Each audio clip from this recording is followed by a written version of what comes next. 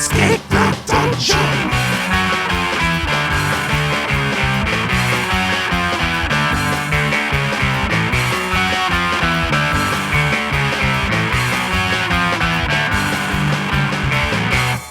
Hello, everybody. This is Escape the Dungeon, the podcast where we ask you to join us as we explore the world beyond the world's oldest role-playing game.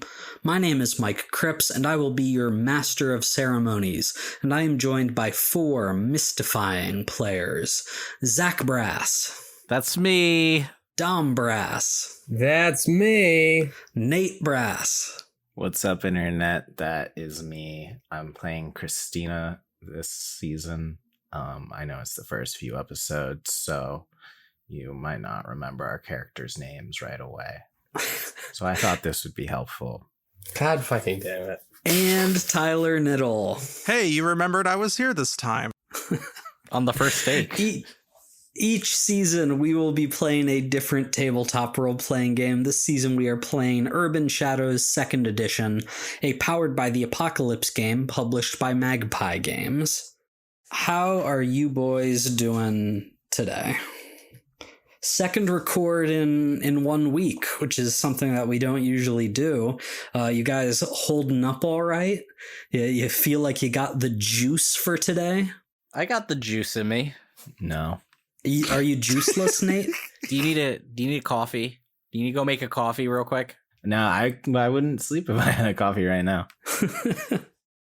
Episode 3, guys. Good things come in threes. In threes, but now there's 4 of us. It's not even I know, the same. We really fucked that up. Oh, there's still only 3 brasses. Guys, I wanna talk a little bit about a topic that our game has inspired. I want to talk to you guys about magic. How do you guys feel about magic? And of course, I'm referring to Magic the Gathering, which I've been playing a lot of recently. Okay. I was thinking about a different kind of cards. Oh man, so a couple months ago, Magic the Gathering released a new expansion set called Bloomborough, which is like a bunch of little mouse warriors and otter wizards, and it's huge Redwall vibes. Did you guys read the Redwall books when you were kids?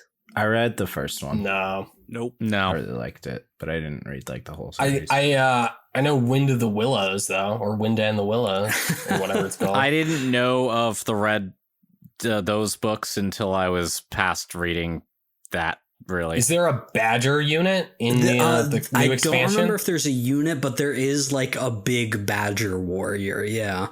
Fuck yeah. And I didn't read all those books when I was a kid, but I read enough of them and they've left an imprint on me. And so when this Magic the Gathering set was coming out, I was like, am I gonna get into this?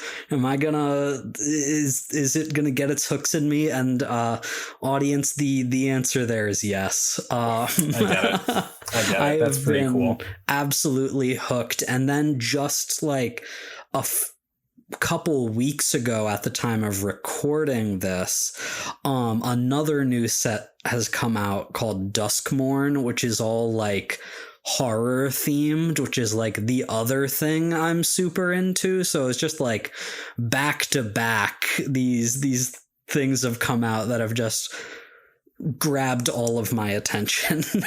No, I get that. That's pretty. Yeah, that's pretty based. That's pretty cool. I get it.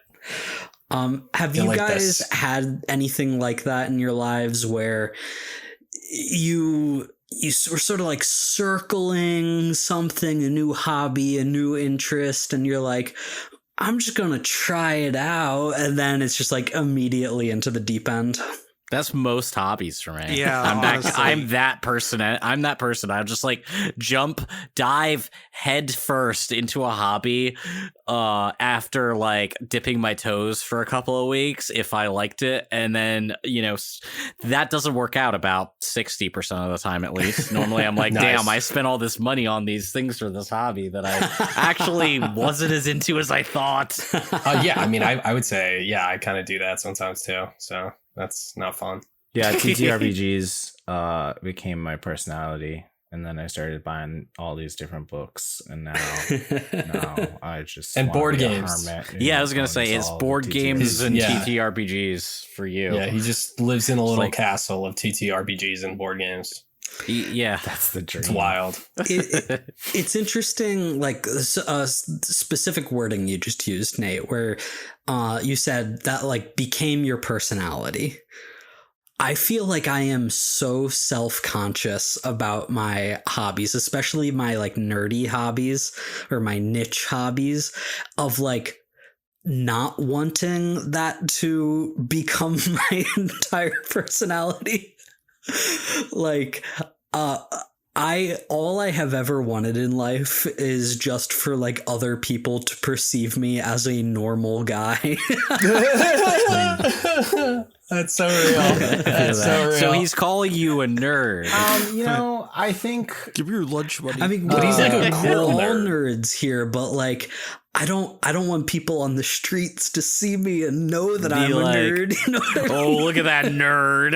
I feel that. I think I reached a point where I was like, oh, all of my hobbies are the nerdy ones. If it's super nerdy and like people dive hella deep in, that's the stuff that just fascinates me. And so then I'm just going to dip my toes into it. And then it's like, well, now all of the things that I have an interest in will turn some people away. So fuck it. It'll start off with Warhammer and it'll transition into traditional old school war games. Dude, I've been so tempted to get really into Warhammer. Me too. I You're know. such a nerd. Years Yeah, now. well, unfortunately, No, I don't have never. unlimited Every time money. I'm at a board game convention, I just see all the cool wargaming stuff and like I'm not gonna lie, wargaming does fascinate me, but again, it's just such an expensive hobby. I know I keep myself away, but whew. It's probably worse than card games. Speaking of expensive hobbies, fucking brewing. Yeah, well, Oh, there you you really go. do get something out of brewing, though. Yeah, you really you do get something out of it, but it's an expensive hobby. You know how much there's a reason I buy stuff in bulk, man. Like 55-pound sacks of grain is like $90. Oh, that's fun. It'll last a while. Maybe like 10 batches. But But, 10 batches is like 20 cases of beer. it is. Well, yeah, it is. A little more. And it's like you're making that case of beer for like pennies on the dollar of what you pay for it. So, it it's not kind an of expensive pays hobby. off. So you're a liar. No, it is an expensive hobby because all the equipment's also fucking expensive. Mm-hmm. Sure. Like my brew kettle was like $200. It's a really. Didn't you get a bunch of it for free? Didn't a bunch of people give you brewing stuff? No, I bought about $150 worth of stuff from our old Scoutmaster. Oh, I thought yeah, That's pretty okay. good. That's pretty good. Tyler, I'm curious about something. Your very first batch of, homebrewed beer, how good would you say it was? It was beer. Yeah, it I was mean, like it wasn't drinkable. terrible. It was a kit, wasn't it?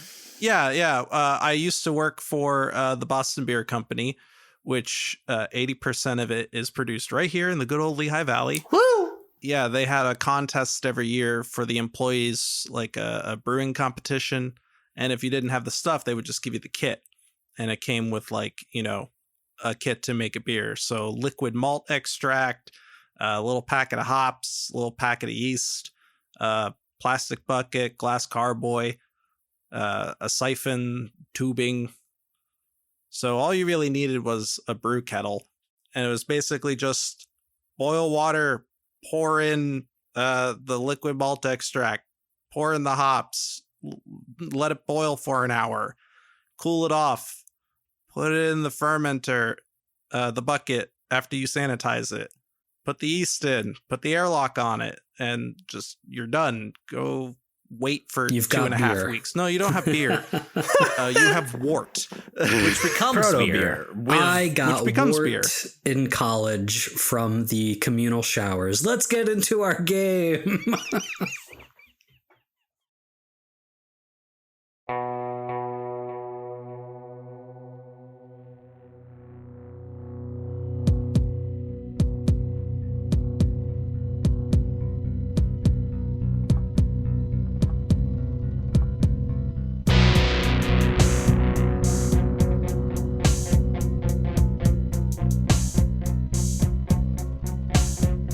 Previously on Urban Shadows, it was the fairy Prince of Spring's birthday party, Vegas's most exclusive social event. But the more exclusive the party, the worse the party crashers. And this one was crashed by Moose Calhoun, a militia man and doomsday cultist who seemed to take issue with the celebration and summoned a swarm of flies out of the prince's mouth to terrorize the guests. Luckily, Bobby, Ezra, Christina, and Dale were able to put a stop to the attack and get people to safety.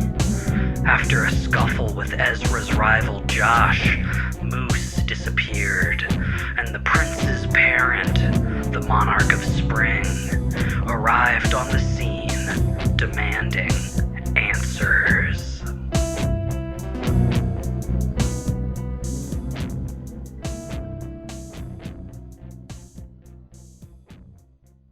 And so we return to Fremont Street, the second most well-known, busiest street in Vegas after the Strip. So it's the street that the nightclub was on. The nightclub that is now going up in flames. Smoke pouring out of the windows and doors as the crowd of partygoers is now waiting on the street side, trying to figure out what's happening. We see, clusters of people in their party dresses and their talking. We see Sylvester Stallone sitting on a curb with that shiny blanket that firefighters will give someone after something bad has happened. And we see Bobby, Ezra, Christina, Dale, Celeste standing around the unconscious Prince of Spring and a few of his attendants as this, billion-dollar car pulls up and out steps the Monarch of Spring, the head of this fairy clan. And they walk up, and I think, Christina, we established you are the closest one to the prince and his attendants. And the monarch just looks at you with these big black eyes. Tell me what happened here. Tell me what happened to my son. There was an attack at the party. You are very lucky that me and my friends were here. We managed to stop them for now, and we are looking into stopping them for good. An attack on my child's birthday, the most sacred day to the court of Spring. Who would dare do such a thing? Who would dare act against me and mine? Some little shit called Moose Calhoun. The monarch darts their eyes over to you, Dale. Moose Calhoun. Yeah. The Sons of the Earthly Filth Doomsday Cult. Yeah, and they also lit the club on fire. Yes. They were the ones who lit the club on fire. Apparently he cursed, I think, a present that your boy here opened up. And flies came out of his mouth. A cursed gift. How insidious. My boy seems stable. Who put a stop to this? I sense the curse is gone. Who broke it? Well, I mean, it was not the most... It's a dangerous curse, but not the most advanced, so... Nice, easy, stop. As I kind of, like, hide my deformed hand right now. Be glad you didn't see it. It was pretty gross.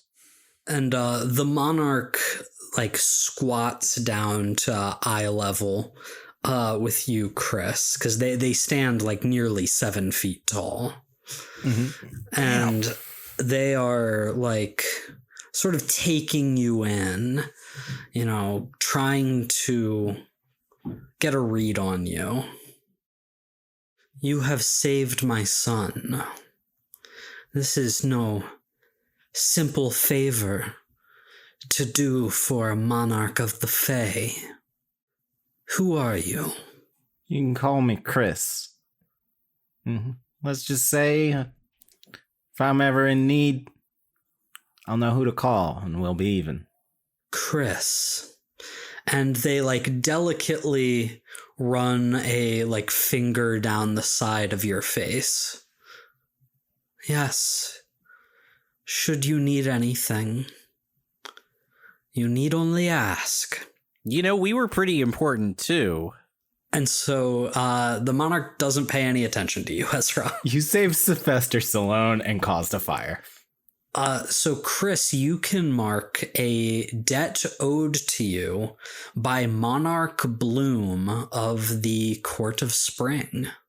A very nice debt to have claim to, because the Monarch, they are a status 3 character, meaning that if you cash this in right, you can get some pretty substantial stuff. Interesting. The monarch looks over to the attendants and they say, "We must take him to receive healing. Come."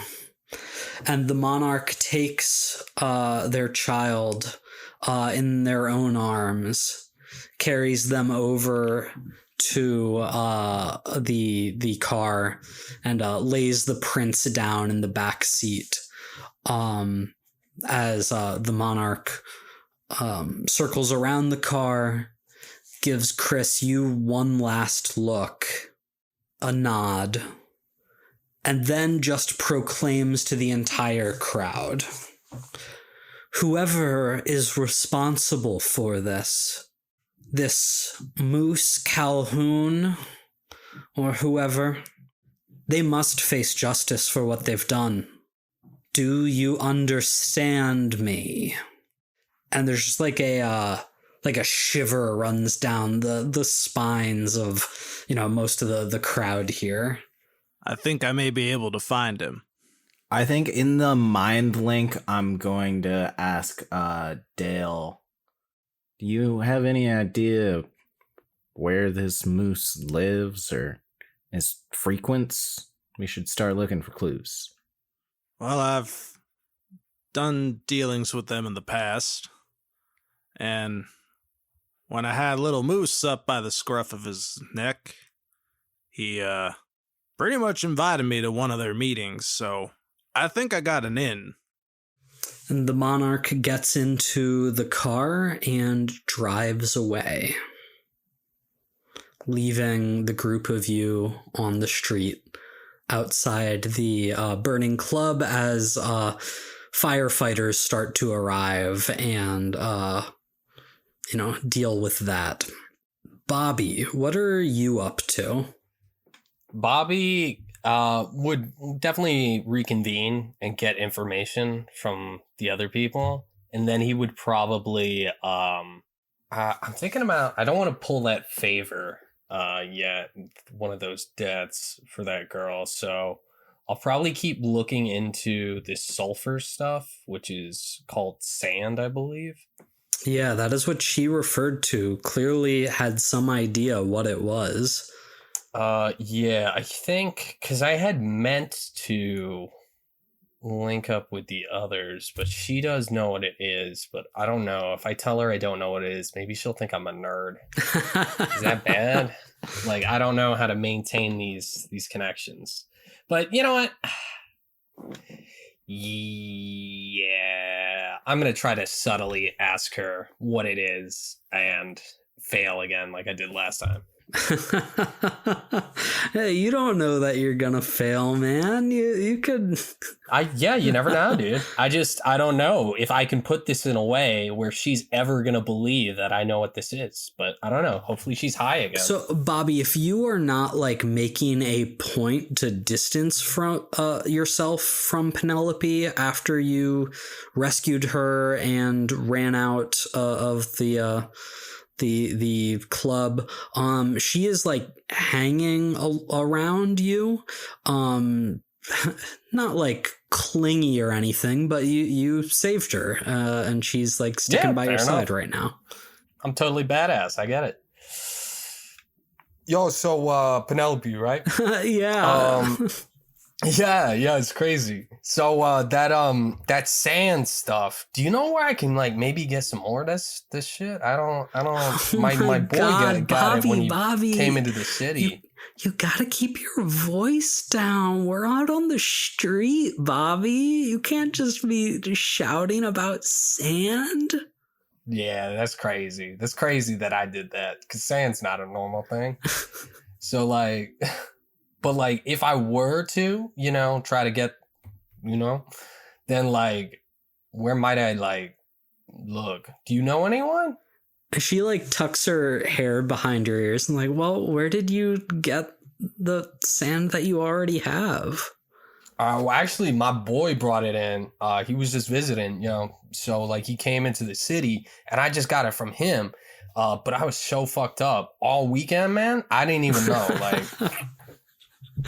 To be clear, Bobby is lying about this, right? Like, absolutely, yes. Bobby is lying. Bobby is not telling her that it's like, yeah, I wolfed out and beat up some criminals. I kind of do Batman stuff on the side. Wait, your friend brought it in from outside the city? Fuck. Yeah, man. I mean, that's what he said, bro. Like.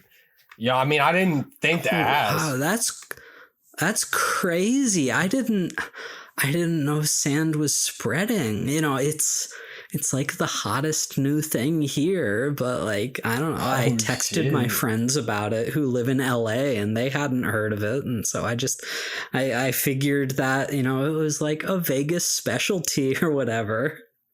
Oh my God, that's crazy. Isn't it? It's so crazy. I don't even know. It's crazy how these things, culture just spreads, It's like, what are you going to do with that? Yeah, it's like, it's wild, man. Just the growth of people, It's crazy. Wow. What an insightful conversation about drugs. I know. If you really want more, Bobby, I mean, I do know somebody, but I mean, he made me promise not to, tell people about him. And I don't know if I can, I mean, tell you. It's just me, Penelope. I know I it's just Bobby, but like, yeah, he's like, Bobby. I'm just a playful artistic spirit. Okay, he's like what harm could I possibly super cause? serious, Bobby. Serious guys love me. I'm like, I know how to work them. You know what I mean? Like, I can just be like, yo, man, I'm chilling. They're like, yeah, all right, you chilling. And we're good. So, Bobby, if you want to get this information out of her, you have a few choices here. You can cash in one of the debts that she owes you. There are a whole bunch of different things that you can do when you cash in a debt. You can make them answer a question honestly. You can arrange a meeting with an NPC in their circle. You can have them erase a debt that they hold on someone else. You can have them give you a debt that they have on someone else. Grant some kind of boon or useful gift. There's a lot of different things that a debt can do. But if you don't want to cash in a debt right now, you can try just convincing her. You can try to persuade an NPC, which is a roll with heart. You can, maybe try and find another way you can get information out of her. Cash a debt. Cash a Cash debt. a debt. You won't. Cash a debt. Don't be a bitch. All right, I'm gonna Cash cash a debt. I'm gonna cash a debt. In fact, I'd like to cash 2 debts. Can I do that? Yeah, absolutely. I would like to cash 2 debts on her right the fuck now. I would like to do I want her to set up a meeting? That's the main Is that one. crazy, guys? Okay. I want her to set up a meeting with me and this guy. And I also want her to name drop my fucking Hector's firm, his stupid Fucking firm. sell out, bro. Well, dude, I gotta protect my Auntie Evie, so fuck you. I gotta do what I gotta do. It's just like so unpunk or whatever this character is about. I can't respect an artist whose first job is to sell out. Dude, you do what you gotta do.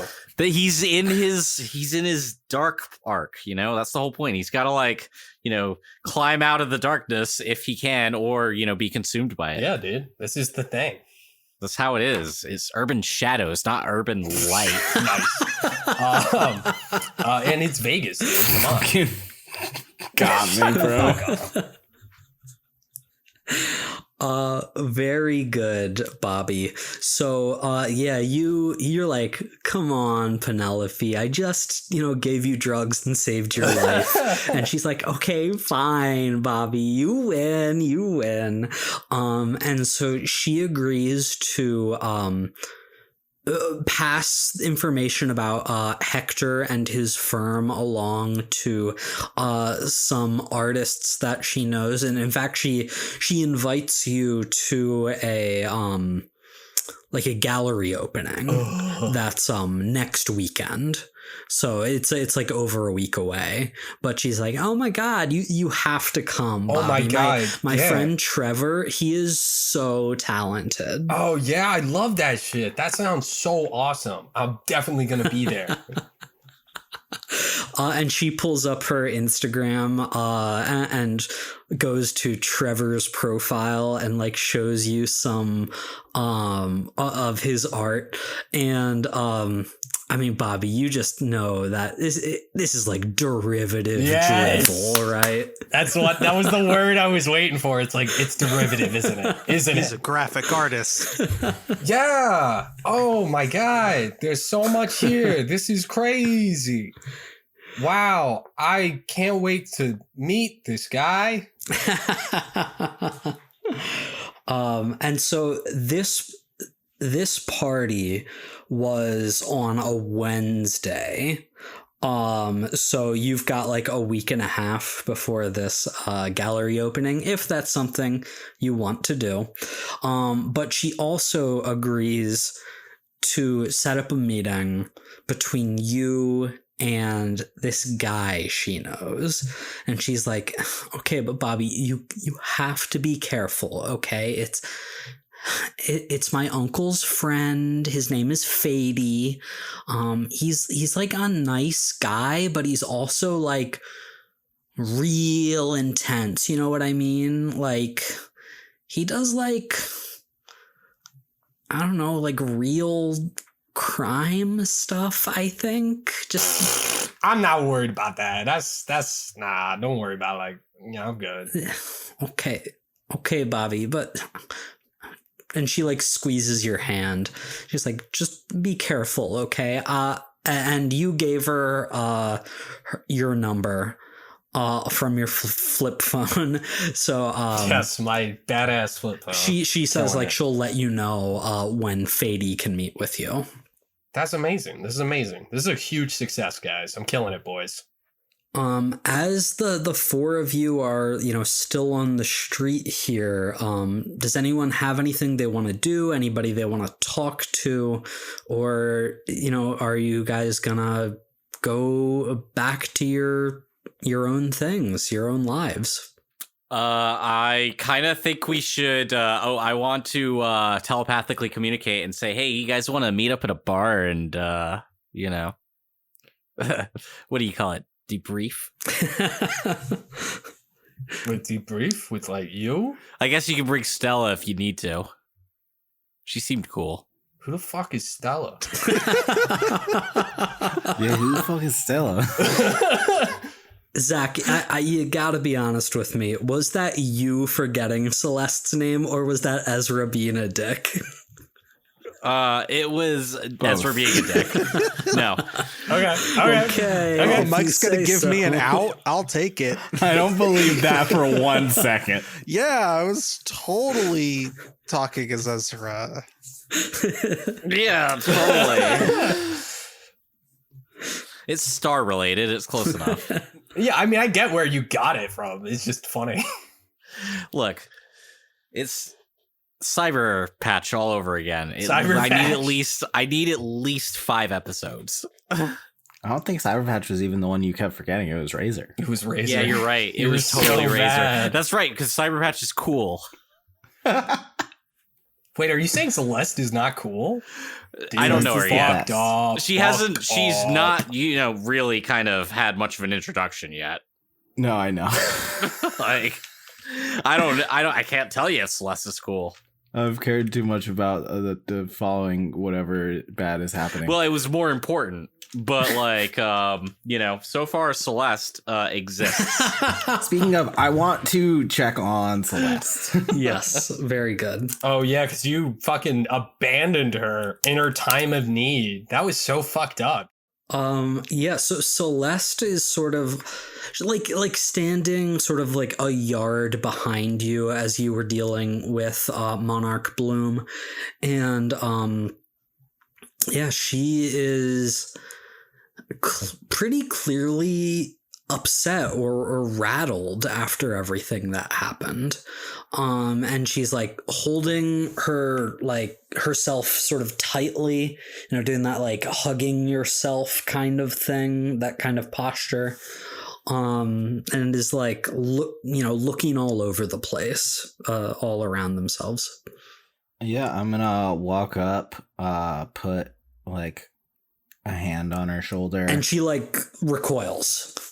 Hey, it's just me. Hell of a party, huh? Is that what parties are usually like? Not usually, but I don't know if I like parties all that much. I'm sure you're gonna grow to love them. You like dancing, right? Yeah. Dancing was nice. I liked the music. I liked dancing with you. Yeah, and I'll be there at your next party, and even if swarms of bugs do show up, we can stop that real quick. And she like grimaces when you say that. Sorry, too soon? Too soon. That's fair. And she like takes your hand and says, Chris, I think something's happening to me. And Celeste pulls up the sleeve of their dress on the arm where Josh grabbed them. And you see around Celeste's wrist a red hand mark. Devil punk.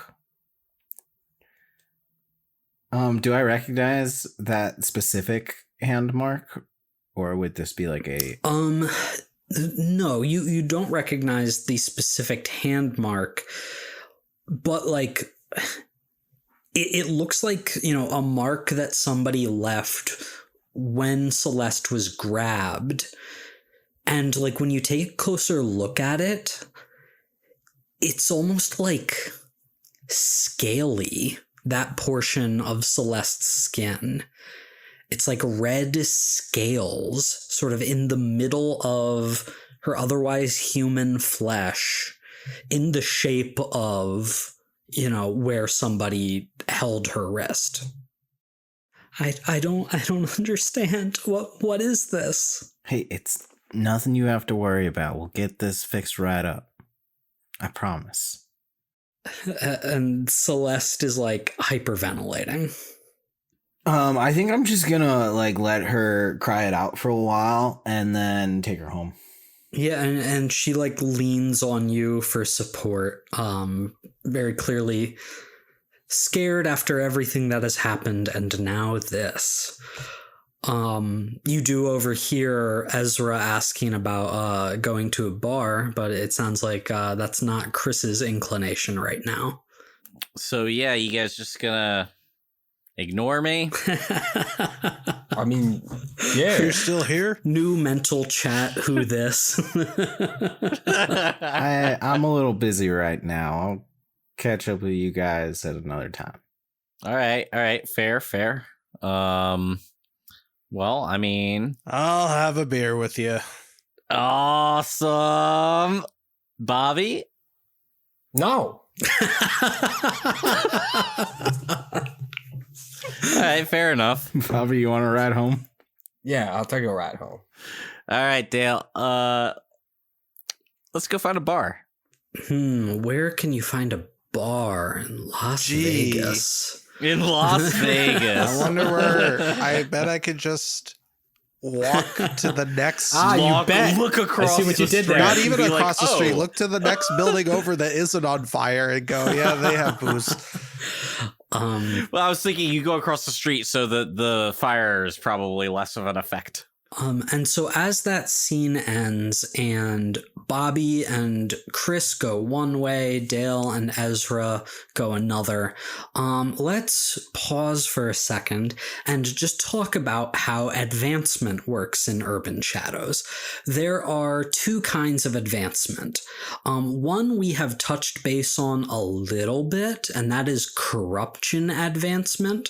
As you earn points of corruption from your role play and decisions you make and using certain corrupting moves, you will fill up a corruption track. When that corruption track is full, you will get to choose from a group of specific corruption advancements that will make your character more powerful, until eventually you have taken them all and are forced to retire that character for being too corrupt. You know, fingers crossed that happens to somebody eventually. But there is another more standard version of advancement too. In other games, when you would, you know, do tremendous things or hit certain, you know, goalposts or whatever, you would get experience, and enough experience you would level up. That sort of happens here. The standard version of advancement in Urban Shadows is called circle advancement. And to advance, you must mark circles. Those circles being night, mortalis, wild, and power. The four groups of, you know, supernatural entities that exist in the city. And in order to mark those circles, you must interact with them. There are 5 ways that you can mark a circle, and the good news is some of you are going to get to do that right now. Whenever you make a circle move, trigger an intimacy move, cash in a debt, honor a debt, or make a move that tells you to mark a circle, you will mark whichever circle is you did that thing with or to. So Dale successfully did a circle move in that he put a face to a name and learned who Moose Calhoun was. So because Moose Calhoun was a Mortalis NPC, Dale, you can mark Mortalis. Bobby, you cashed in a debt just now with Penelope. Penelope is also a Mortalis NPC, so you also get to mark Mortalis. Once you have marked a circle, you cannot mark that circle again until you have marked every circle. So the game is encouraging you to interact with all 4 groups in the city. And once you do that, you get to pick from a list of power-ups. You can increase your ratings in different attributes. You can get new moves, stuff like that. Does all that make sense? Yes. Absolutely. Yeah. I don't think anybody else has done any of those things. Does anyone think that they should get to mark any circles? I would argue that I had a moment of intimacy with Josh. I'm kidding, obviously. It's fine. No, that you're kidding, but that is a good point to talk about intimacy moves, because we have not addressed that yet.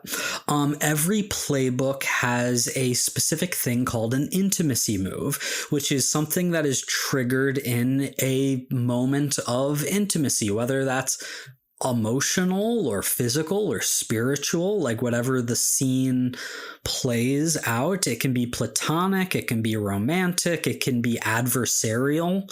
But whatever you have one of those moments, you can each trigger your own special moves. How about we just go real quick down and everybody say what your intimacy move is, and we'll keep that in mind going forward. Oh yeah, totally. So when I have a moment of intimacy with another person, they give me a debt they hold over someone else. That is wild. It sounds like I'm supposed to be a manipulative psychopath. What is Dale's intimacy move? Dale's intimacy move is when you share a moment of intimacy, physical or emotional, for the first time with someone who isn't mortal, mark corruption. When you figure someone out you've previously shared a moment of intimacy with, roll with heart instead of mind. Okay, interesting. Getting intimate with the magical world will make Dale more corrupt. How about Christina? When you share a moment of intimacy, physical or emotional, with another person, decide if you care about them. If you do, form a sympathetic connection. You can target each other with magics at any range and intuitively know if the other is in danger. If you don't, mark corruption. And I was going to ask if I could do that with Celeste, but I guess the time's kind of passed because we jumped into other stuff. I was going to ask you if you felt that was a moment of intimacy. I do. I think, Chris is awkward right now. And that was a lot. Okay. So yeah. Does Chris care about Celeste? Yeah, she's the love of my life. Great. So you do not mark corruption? Yes. But I now know if she is in danger. And she will know if I'm in danger. Which is probably not great for her mental health, because I'm going to be in danger a lot, but... So yeah, I guess on the car ride back to your place, Chris, you feel this new magical bond forming. We hold hands and our hands glow. Yeah, absolutely. That's what happens. And then how about Bobby? What is Bobby's intimacy move? Bobby's intimacy move is that basically when he shares a moment of intimacy with someone, for the next 24 hours, he has a primal bond with someone, and that person and himself will always know where to find the other when the other one is in danger. Interesting. Copycat. So there we go. And because you did trigger your intimacy move, Chris can mark Celeste's circle, which is power. Well, I mean, my fist really did get pretty intimate with Josh's nose. Too bad. That was last episode. And so let's join Dale and Ezra at the bar. All right. Well, I assume I actually follow Dale to a bar. I let him pick because he's not gonna like my kind of bar. Yeah, I guess Dale's just gonna hop in his. What does Dale drive? A pickup truck, an old one. Yeah, he does. He totally drives an old pickup truck with like a weld. With he drives. It's got one of those toolboxes that's like built in. Yeah, it looks like our friend Chris's truck, which has like a homemade bed and toolbox set. It's glorious. Anyway, he's gonna hop in his truck, and he's gonna drive more to the outskirts of town. I'm totally just hatching or getting a ride with you, by the way. Okay, I leave my bike. It's fine. It's Vegas. I'll get it back. Yeah, I put on some Willie Nelson. We drive a little ways out into the outskirts and go to one of my favorite little watering holes. Again, with its little slot machines on half the bar, because goddamn, if every building in Las Vegas doesn't have goddamn slot machines in them. And get us a pitcher of Miller. A Miller guy, huh? Well, that's all right. Beer's beer. We can slum it tonight, my friend. Anyway, so that shit was crazy. Did you have to light the building on fire? That was an accident, man. I swear, it doesn't normally happen. I guess I normally transform outside. But dude, didn't you? I had to save him. Sylvester Stallone is an icon. Look, I get it. I'm a big Rambo fan too. I feel like you could have done it better. You're right. Look, I was trying to show off a little bit. He was right there, right in front of me. I wanted him to see the flames, but I didn't think about the fact that everything around us was so flammable. You're lucky that didn't end up worse. Yeah, they really very lucky. I mean, I would have been fine, but everybody else would have been fucked, and that would, could have weighed on my conscience potentially. Just try to be more careful in the future. Look, for you, Dale, just because honestly, you're the only one of those guys that's nice to me. Chris, she pretends. I know she's just using me for my good looks. Okay. Whatever you say. No, I'm kidding. Obviously, she's using me for the fact that I have huge demonic connections because I'm owned by a terrible demon. But, we got to laugh about the problems, right? Get me 2 shots of whiskey, please. The best one. I'll pay. You'll pay. Working for a demon pays better than whatever you do. Yeah, well, even demons' cars break down. No, my motorcycle's fine. It's just that, I wanted to catch a ride with you, man. I mean, wanted to see what kind of music you listen to. Good old Willie. Yeah, not bad. I love his use of jazz chords. Yeah, so I totally buy Dale a really expensive whiskey. Probably, I ask for the most expensive whiskey. They give us whatever the most expensive whiskey they have there is, and I'm genuinely disappointed. I'm like, this? Wow. Well, it'll have to do. This guy sucks. It's like Johnny Walker or something. It's probably so good too. But Dale's really impressed with it. He's like, oh man.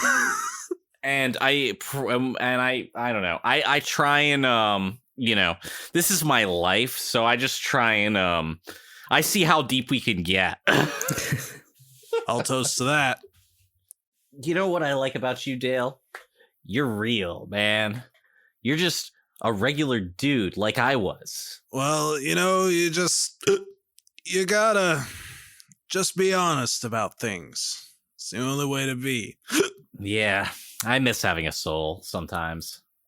You got a soul? What are you talking about? Well, like, kind of, technically I still have it in my body, but, a demon owns There you go. You got it. it does make you a little detached. Right here. As you guys are talking and drinking, you see that there's a TV on in the bar that just is showing the local news, and you can see a reporter on the scene outside the nightclub talking about a fire that broke out there. Doesn't seem like there's any kind of report or indication, about the attack or anything. It seems like just a mundane report about a nightclb fire. Oh, I elbow him and I point drunkenly to the TV. We were there. We might be on TV. Nice. Oh man. We gotta figure out that shit though, man. I'll tell you what. Look. Tomorrow afternoon, when we sleep this off, we gotta go grab the rest of those guys. We can skip Bobby if you want. I don't think he likes me very much. Master of Ceremonies, what day is it? Wednesday. Like day of the week. Thursday now, right? Yeah, by now it is like early Thursday morning. Early Thursday morning. Thursday. I might have to work. Ah, that sucks. When you gotta go in? 5? 5 p.m.? Well, we got some time. No, a.m. Which is probably like 3 hours from now. Yeah. I look at my buddy. I look at my That's not expensive healthy. watch, and I'm just like, well, we got a couple more hours. You want another drink? The name of the game is corruption, boy. Yeah, let's get one. Hey, bartender, why don't you just give me the rest of that bottle? Hold on, buddy. Hold on. I'm Googling when last call in Vegas is. Never. Do they have a last call in Vegas? That's like the only good thing about it. Yeah, I feel like you could just drink 24/7 there Yeah, because I can't remember a time where I couldn't get booze. Look, I'm just double checking. Yeah, first thing on TripAdvisor says there isn't last call in the casinos since they don't close. But what about at bars? no statewide bars may remain open 24/7 in Nevada. Okay, cool. I can That's give you another fucking drink wild. at 2 a.m. That's fine. I'm gonna be honest. In Mississippi, bars could stay open till 6 a.m. where I lived. Wow. Yeah, it was outrageous, and I'm not gonna lie, I'm genuinely upset that I got cut off at a last call once because that's Wow, crazy. you suck, dude. Well, no, I was like, are you kidding me? What? How is it light out? Hey man, people work night shift. So yeah, you guys stay at the bar and keep drinking well into the morning until Dale has to go into work as a tow truck driver drunk? Is that what he's doing? Oh my Can god, he you do absolute that? monster. What I don't First of all, know, dude. Is that I do not condone drinking and driving. Number one. Dale does. Dale kind of doesn't give a fuck. Ooh, I don't know, dude. He's going through a divorce. He's dealing with all this weird, crazy shit. And all of his mortal connections think he's fucking crazy when he tries to go on about elves and goblins and vampires and ghosts and werewolves and shit. Well, And- yeah, I would think he was crazy. That's insane. like the QAnon people think I'm nuts. Jesus Christ. Have you seen the comments section on my YouTube channel? Disclaimer: the actions performed in this video are performed by trained professionals who are also fictional On characters. a close course. Please do not. We don't condone any drinking and driving, but as we leave, Ezra's gonna just totally tell Ezra, or Ezra's totally gonna turn to Dale and say, "All right, man, I'll see you tonight. Don't get arrested." And then he's gonna call an Uber, go back to his house, and sleep till the evening, probably. Or until somebody calls him. Okay. And so as the two of you separate, Ezra, you are stone cold sober. You can't get drunk. You can't get high. It is one of the costs that you are paying for being a tainted. Oof. That kind of pleasure just doesn't work for you anymore. Maybe sometimes you put on a little show for your mortal friends, but everything you drank tonight just tasted like water.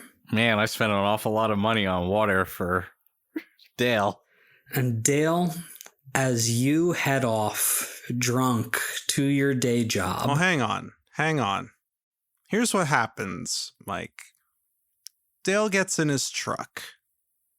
He struggles with the keys a bit to jam him in the ignition because he's shit-faced. Starts up the car, the truck, taps the gas a little bit, and goes, "Oh, fuck. I didn't put it in gear. I'll just take a little nap." And he shuts the engine off, reclines the seat, puts his trucker hat over his face, and passes the fuck out. What's your corruption? I know. I was looking at that earlier. When he ignores his mortal commitments. Yes. So I would like Dale to mark corruption. Yeah, baby. Could you read out the official wording for your corruption? Yes, the trigger for my corruption is when you ignore your mortal commitments or relationships to deal with the supernatural. I did deal with the supernatural, and I needed some immediate R&R. And here's the thing. I can also just give out corruption whenever I feel it's due. So even if that's not a perfect corruption trigger for your specific playbook, I think it's enough for Dale to mark corruption here. Woo! Bobby and Christina, you guys are heading back to Chris's house? Yep. Yeah. You arrive back at the house. You head back inside. Does Bobby have a room here, or does he just crash on the couch, or? I think Chris set up a room for him, but he ends up just crashing on the couch. And Chris probably tries to get him to not do that, but he's going to mostly crash on the couch or not be there that night or something. He usually doesn't make it upstairs. Yeah, he is a corner. It's a good corner. I don't feel bad about it. What about Celeste? Does Celeste have her own room, or I mean, do Chris and Celeste share a room? How deep is their relationship? I think they have their own rooms. I have a room. Celeste has a room. I have an office, and Bobby sleeps on the futon. Of course, the sanctum downstairs. I also have the sanctum, but I also have like just a regular looking office. Yeah, I think when we get home, I would like to immediately kind of drag Celeste down to the sanctum to take another look at that hand and see what I can do to make that mark go away. So you and Celeste head down into the Sanctum Sanctorum. You are greeted by the gargoyle bust. Oh, hello again, Mistress Christina. Hello again, Celeste. Welcome back to the Sanctum. I've been keeping it safe for you. Oh, I love this Librarian, guy. it's good to see you, but things at the party didn't go exactly as planned. Help me take a look at this. Oh, yes, I would be happy to. Oh, my. What a strange mark. What do you think it could be, Christina? Well, there was definitely a demon guy there. I heard Ezra cursing in his head about this guy a lot, so seems like he's not a good dude, probably related to their patron, or maybe some other powerful patron. So not exactly ideal. I don't understand, mistress. Is not Master Ezra one of your friends? Why would a companion of his do something to our dear Celeste? Well, Master Ezra has made a lot of mistakes in his life. And so the people that he works with, really the only thing they share is that they've also made a lot of mistakes in their lives. It's kind of like what they all have in common. So when that's what you have in common with your coworkers, it's like being friends with someone who's in prison. The people that they know in prison aren't necessarily good people. I see. You are very wise, Mistress Christina. And so the librarian gargoyle is happy to help you take a look. This is a special thing that you can do with your sanctum, right? Tell me a little bit about this. When you go into your sanctum to work on something, the MC will tell you, sure, no problem, but, and then 1 to 4 of this following list of bad things that you can say to me. I like these kinds of things where I can just make bad things happen. Very good. So what exactly is your goal here? What are you trying to figure out or research? Understand what's up with this scaling, why it happened, and how I can make her hand look normal. So, sure, no problem. But in order to diagnose what is happening here to Celeste, you are going to need to perform a very specific divination ritual. And this ritual does require a rare and expensive ingredient that you do not have on you in the sanctum. You need Ifrit ash. The ash of a specific kind of fire demon, a creature of flame and smoke that produces this substance, which you'll be able to use if you can get your hands on it. Okay. Am I able to understand this a little bit better, even if I can't fix it? Or do I need the Ifrit ash for the whole thing? Yeah, the ash is for the diagnosis ritual. Okay. Yeah, I think you have a pretty good sense that you said it yourself that this is probably demonic in nature and somehow maybe related back to Ezra and Josh's patron, but you aren't going to know any of the specifics about this and what you might be able to do about it until you get the Ifrit ash. I did have another question. What was it? Oh, it was about before when I marked the advancement. Is Celeste considered power or wild? So the circle a person belongs to, like, might not correspond to who or what they specifically are.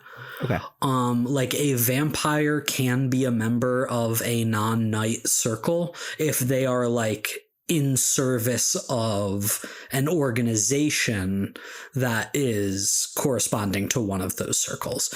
So Celeste is power because she is a part of the power faction that you are part of. That makes sense. Then I would like to hit the streets to try and find some Ifrit ash if possible. Yeah, yes, absolutely. That is a circle move that you can do whenever you need a resource or information or a contact.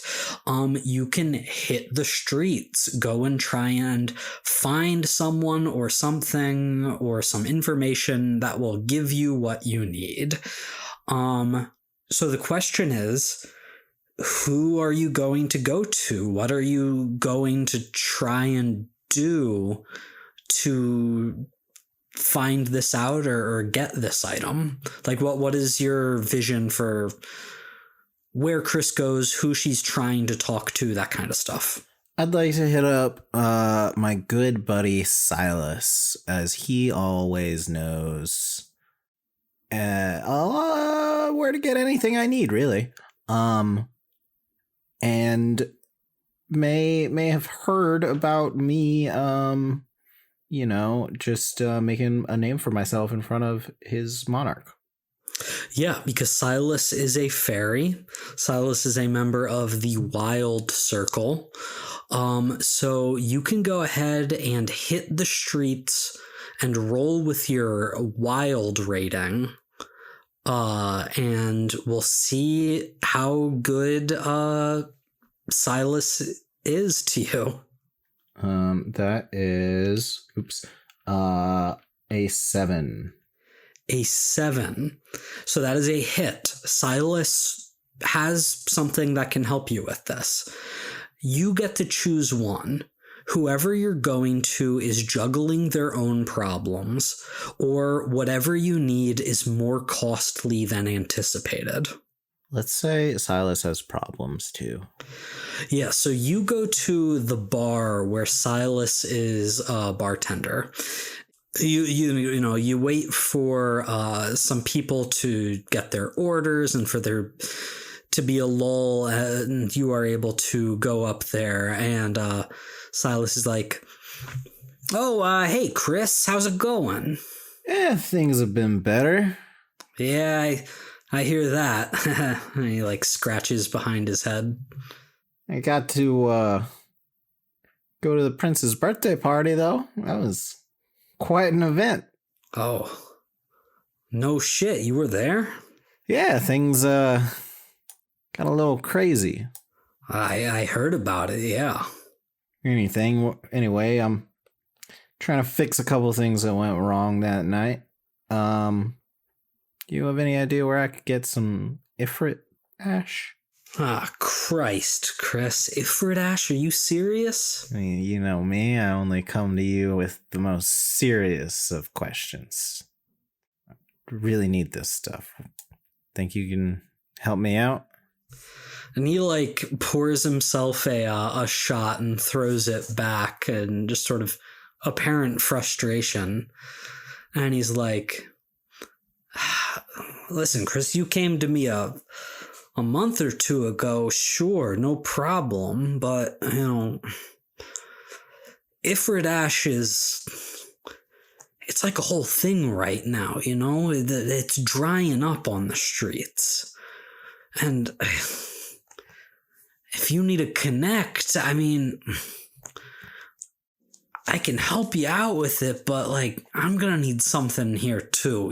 That's a big ask, Chris. That's a bigger ask than you realize." Come on. We go way back. I know we go way back. You know I like you, Chris. You're great. You're my favorite customer. Love talking to you. That guy Dale you brought around, he's all right too, you know? It's a riot. But Ifrit Ash is... And he like leans close to you. Nasty people are buying that up right now, Chris. Like, if you want that, if you want me to get that for you, I'm really putting my neck on the line here. What are they using it for? I said too much. Look, you don't need to worry about that, okay? I can do this for you, but I need your help with something in return. Anything. I owe a debt to this guy. And, you know, it's been fine for a while now, but I can tell he's really pushing to collect. And, he's a bad dude, Chris, and I don't want to have to pay what I owe for him. Give me a name and I'll handle it. His name's Josh King. He bailed me out of a tough spot a while back, years ago. But that dude, he's been unstable recently. I don't know what's going on. Every time he comes around, it's scary, Chris. I've been hearing rumors that the people that owe him, they get hurt. They get hurt when he cashes in. Can I put a face to that name, Josh? Go ahead and roll with wild for me. That is an 8. Damn.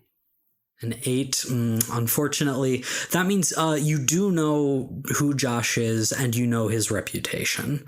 You know that he is another tainted person in service of the same patron as Ezra. And what you know about Josh lines up with what Silas is saying here. That sort of recently, it seems like he's gotten a little more reckless, a little more violent, and like people are kind of scared of him. I want to text Ezra. You want to take down Josh? And I think that is where we will cut away from Chris. And let's just go back to Bobby. Bobby, are you doing anything once you get home with Chris?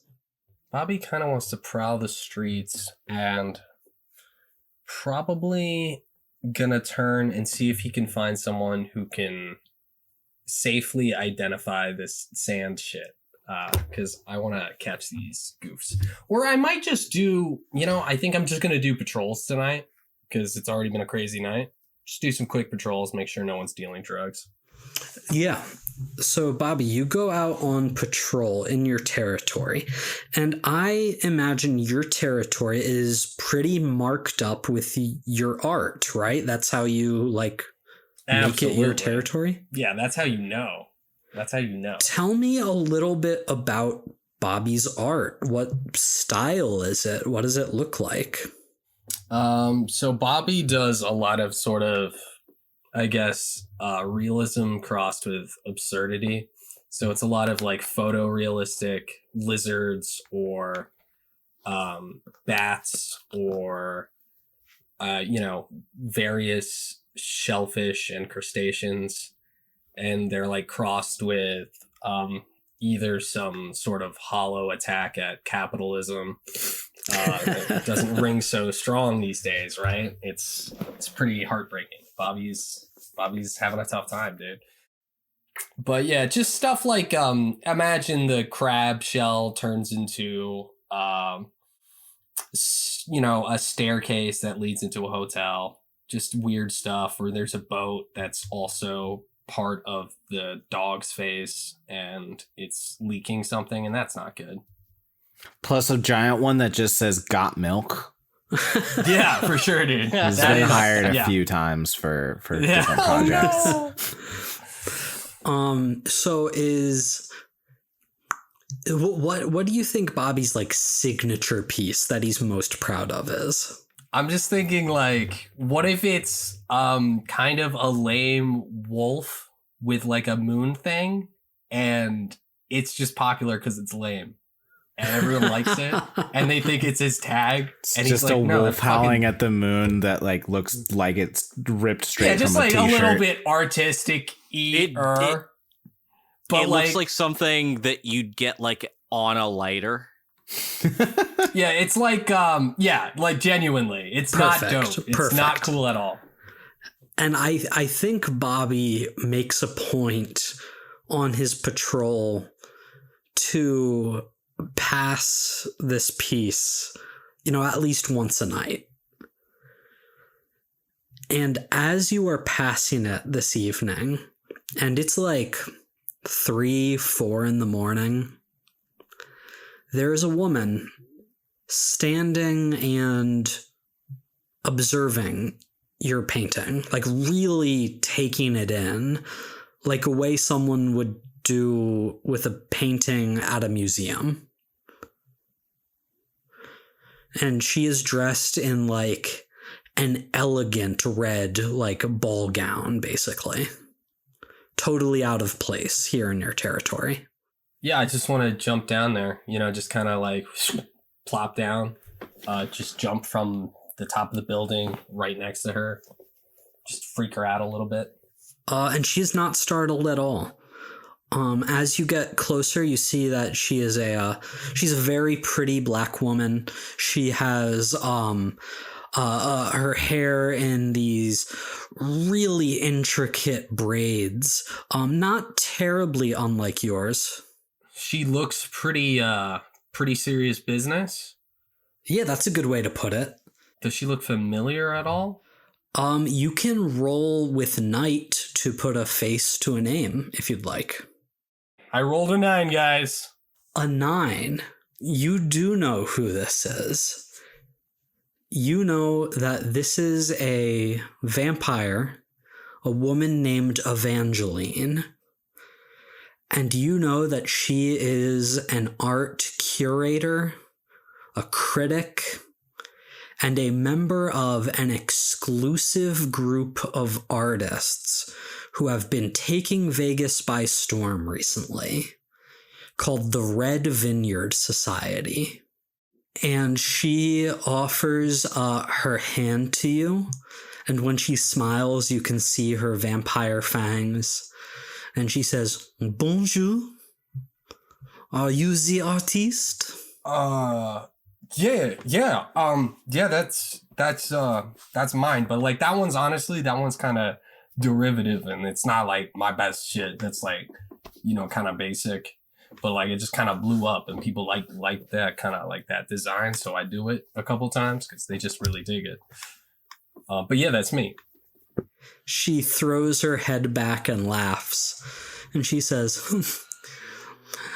"Well, to tell you the truth, I was about to say the same thing about it."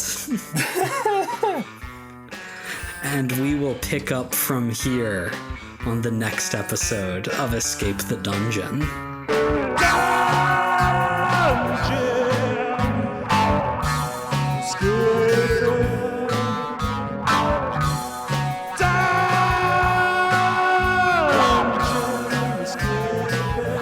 Thank you for listening to Escape the Dungeon. Escape the Dungeon is created by Dom Brass, Nate Brass, Zach Brass, and Mike Cripps, with editing and original music by Tyler Knittle.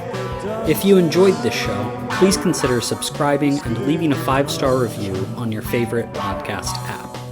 To find us on social media, go to escapethedungeonpod.com.